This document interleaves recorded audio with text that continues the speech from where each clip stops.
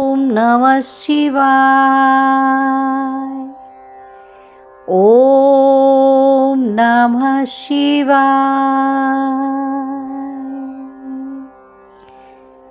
सोमवती अमावस्या का दिन भगवान शिव को समर्पित है। मान्यता के अनुसार आज के दिन जो भी व्यक्ति व्रत रखता है या पितरों का तर्पण करता है उसकी सभी मनोकामनाएं पूर्ण होती हैं।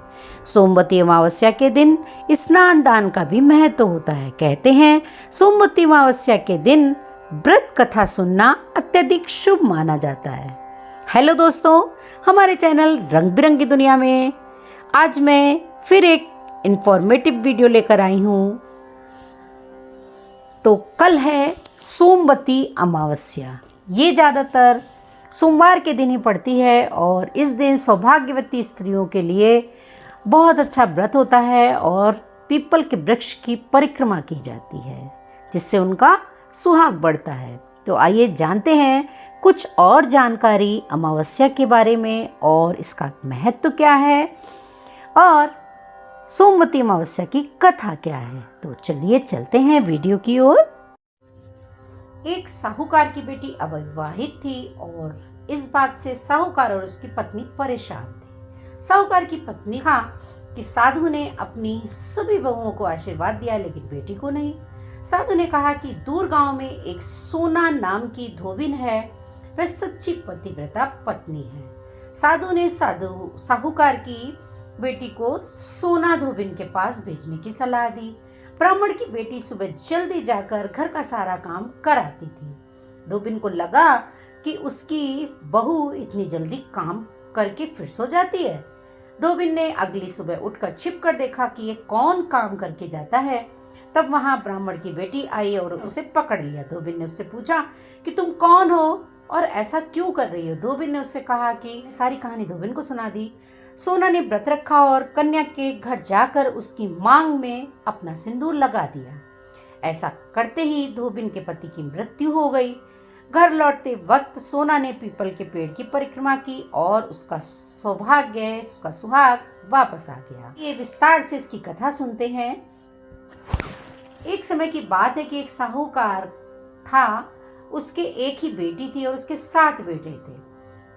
उनके सभी बेटों का विवाह हो चुका था जबकि बेटी अविवाहित थी। इस बात से साहूकार और उनकी पत्नी बेहद परेशान थे।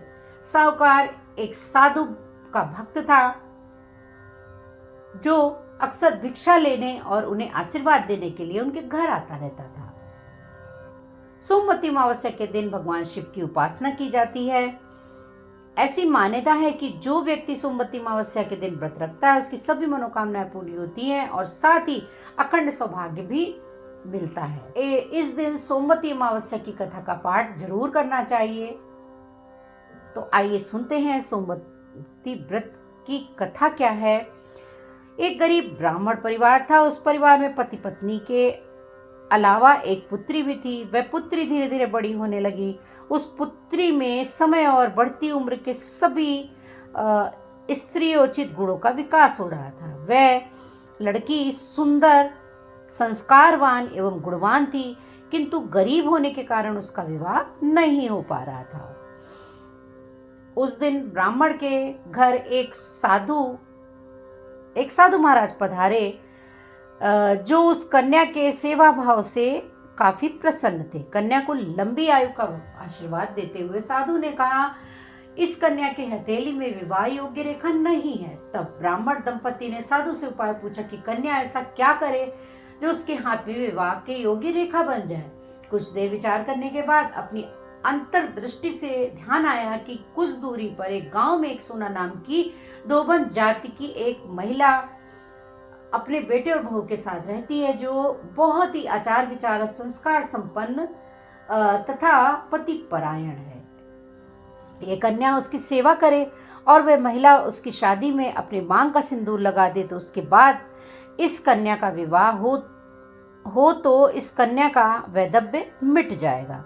साधु ने यह भी कहा कि वह महिला कहीं जाती नहीं है।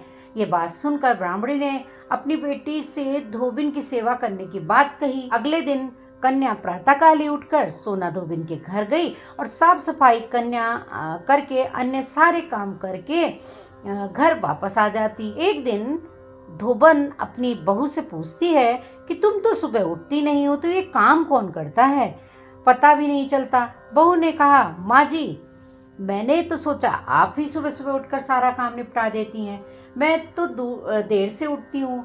इस पर दोनों सास बहू निगरानी करने लगी कि कौन है जो सुबह ही घर का सारा काम करके चला जाता है।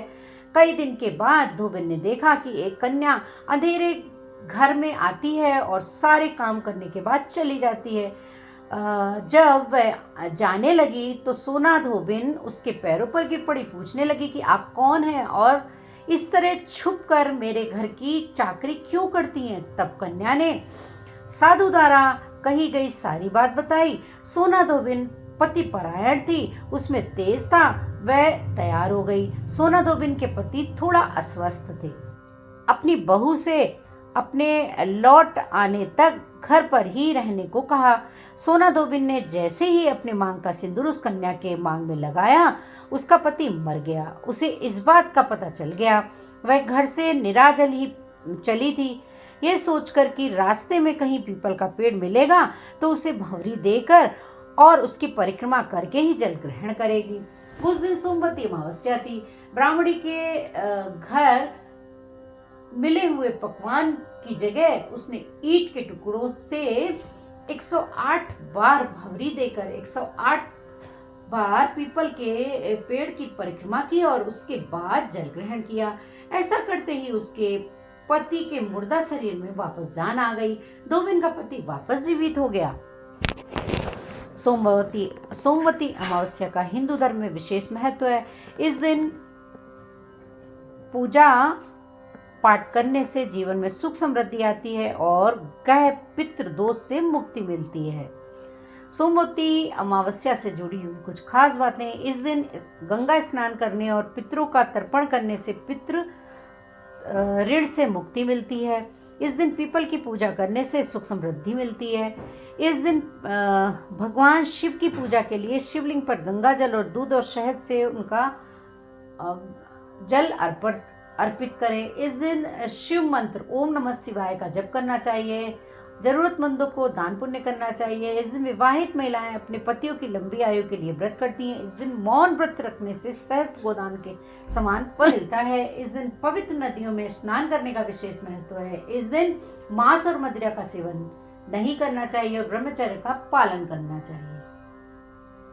हिंदू धर्म में सोमवती अमावस्या का अत्यधिक महत्व माना जाता है। वैदिक स्त्रियां इस दिन पतियों की दीर्घायु के लिए पीपल के वृक्ष में फेरी लगाती हैं। तो कैसी लगी आप लोग को ये जानकारी बताइएगा और चैनल में अगर पहली बार विजिट किया है तो चैनल को विद बेल आइकन सब्सक्राइब करना बिल्कुल मत भूलिएगा। जय श्री कृष्णा, राधे राधे।